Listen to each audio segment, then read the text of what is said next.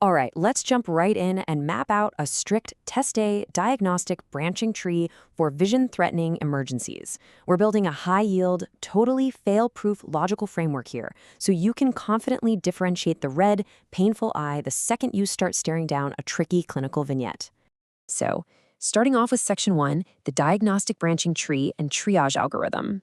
The absolute crucial first step here is filtering your clinical presentations through these 6 rapid triage pivots. Think of this as your initial mental algorithm the very second you see an eye complaint on test day. You really want to anchor your logic to these high-yield clues so you can instantly identify who requires urgent ophthalmology intervention. When you're reading a question stem, immediately ask yourself, okay, is this patient immunocompromised? Have they had recent eye surgery, like a cataract extraction or maybe some ocular trauma? Do they use contact lenses? Are they complaining of floaters with progressive vision loss? Is there a localized swelling specifically at the medial canthus or the eyelid margin? Or do they have photophobia accompanied by a ciliary flush? Identifying just one, literally just one of these pivots will instantly narrow down your differential and guide you to the correct and often urgent next step in management. Moving right along to Section 2, immunocompromised retinal infections. Okay, let's build our differential for an immunocompromised patient. Typically, we're talking about an HIV-positive patient here. What's amazing is that you can actually differentiate these two infections purely by asking, does it hurt and where are the lesions? Both present in patients with HIV, right? And both cause vision loss. But notice the left side. Herpes simplex virus retinitis, also known as acute retinal necrosis syndrome, is acutely painful.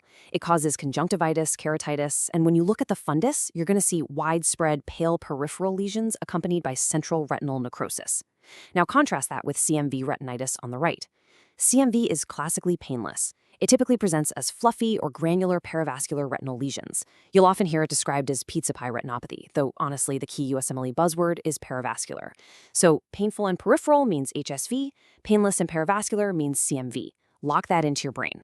Next up, Section 3, endophthalmitis emergencies. All right, moving anteriorly into the aqueous and vitreous humors, we've got to quickly identify exogenous bacterial endophthalmitis. When you see a presentation like this, red alert, think ophthalmologic emergency, usually following cataract surgery or some kind of ocular trauma.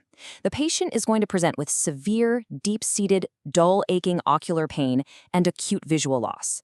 Clinically, you'll see profound conjunctival injection, edema, and a hypopyon, which, is that ominous layer of white blood cells settling right at the bottom of the anterior chamber. You might also see some purulent haziness in the vitreous.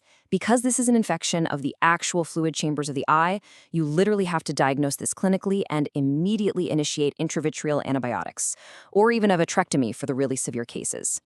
Now, contrast that with Candida endophthalmitis. Here, your test day radar absolutely must lock onto non-ocular risk factors. You aren't looking for recent eye surgery here. Instead, you're scanning the stem for a hospitalized patient on total parental nutrition, or TPN.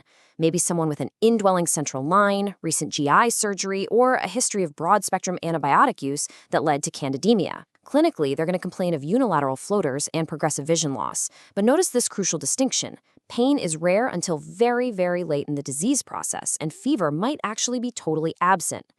Now, here's the classic trick examiners are going to use. They'll tell you the blood cultures are negative. Don't be fooled by that. Blood cultures are often negative in Candida endophthalmitis. The correct diagnostic move is vitreous fluid sampling and culture. For treatment, they require systemic antifungal therapy, plus a vitrectomy and intravitreal injection when those fluid chambers are involved. All right, moving to Section 4, infectious keratitis.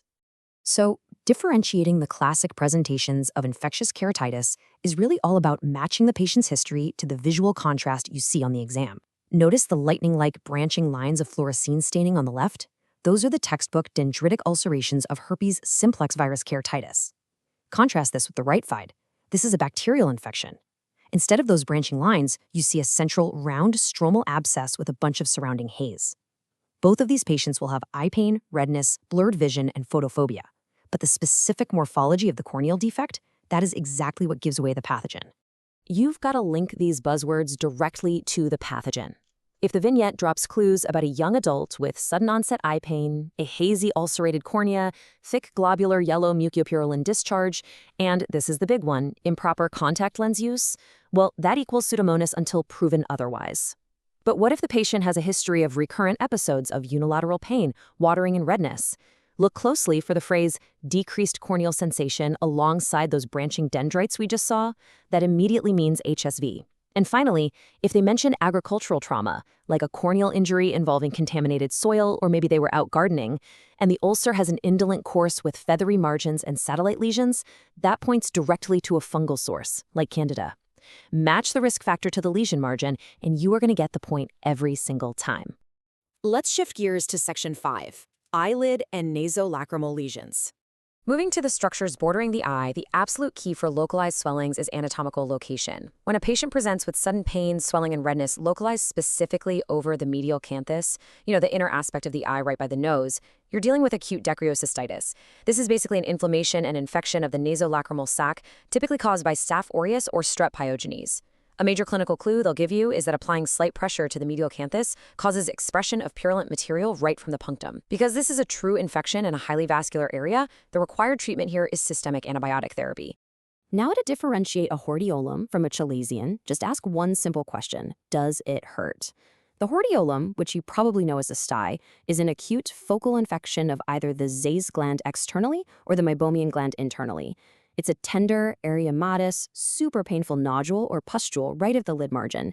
Your initial treatment here is surprisingly simple, just warm compresses. Conversely, we have the chalazion. This is a chronic granulomatous reaction to an obstructed meibomian gland. The key here is that it's a hard, painless, rubbery nodule deep to the eyelid margin, and it can actually cause a sensation of heaviness in the eyelid. So remember, painful equals hordeolum, painless equals chalazion. It's that straightforward. But hey, don't confuse those localized focal nodules with blepharitis. In blepharitis, the inflammation isn't just a single bump. The patient is going to complain of waking up over several months with both eyelids irritated, swollen, and covered with this dry crust. You'll see bilateral erythema, scaling at the superior lid margin, and those classic flakes or crusting right at the base of the eyelashes. Because this is a chronic inflammation of the entire eyelid margin, you have to manage it with long-term, diligent lid hygiene and warm compresses. Let's hit Section 6, anterior uveitis. Our final deep dive here is inflammation of the uveal tract, and this one is huge because it often presents as a systemic illness just masquerading as an eye complaint. You need to instantly connect this triad of symptoms: severe ocular pain, profound photophobia, and decreased visual acuity. On physical exam, you're going to see a ciliary flush, which is that scleral hyperemia right at the corneal margin, and a constricted pupil. You might even spot a hyperion layering in the anterior chamber. You absolutely must evaluate this with a slit lamp examination to look for inflammatory cells in the aqueous humor. But the real, high-yield testable concept here, it's the underlying association. You need to connect this presentation to systemic diseases like HLA-B27 spondyloarthritis, think ankylosing spondylitis or reactive arthritis, inflammatory bowel disease, sarcoidosis, or even infections like syphilis and toxoplasmosis. To treat it, you use dilating eye drops like cyclopentolate to relieve the pain from the ciliary spasm, right alongside topical glucocorticoids to calm that inflammation down. Okay, let's wrap this up with Section 7, a rapid summary of the painful eye algorithm. Let's consolidate everything we've talked about into pure, rapid-fire test day reflexes. By locking in these precise lesion locations and pain associations, you completely eliminate the guesswork. Let's run it down one last time. Ready? Retinitis and HIV, painful and peripheral means HSV. Painless and perivascular means CMV.